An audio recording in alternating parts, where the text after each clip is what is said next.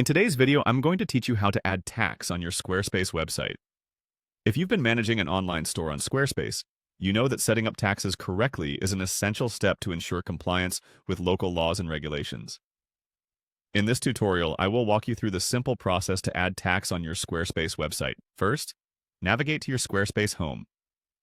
Once you're there, look for the search icon, which is typically represented by a small magnifying glass symbol. Click on it. This will activate the search bar, a neat feature that allows you to quickly find what you're looking for without navigating through multiple menus. In the search bar, go ahead and type in the word tax. As you do this, Squarespace will list related options. Click on the option labeled Taxes. This will take you directly to the Taxes section within your Squarespace settings. Now, once you're in the Taxes section, look for a button that says Add Rate. Clicking on this will initiate the process of creating a new tax rate. At this point, you're prompted to select your country from a drop-down menu. It's important that you choose the correct country because tax rates often vary by location. Click on the button labeled Next to proceed to the next step.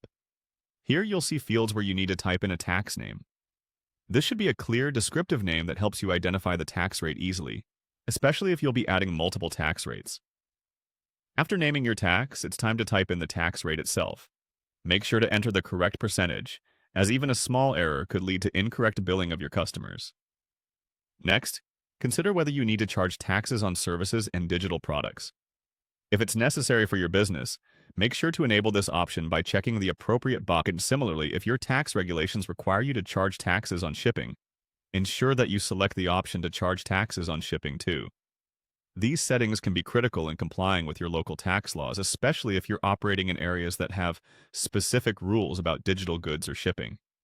Once you've completed all the necessary steps and double-checked your entries, look for the Save button. Clicking on this will finalize and save all the tax settings you've just configured. It's always a good idea to review these settings periodically, especially if there are changes in tax laws or if your business expands into new regions. Congratulations! You've just learned how to add tax to your Squarespace website effectively.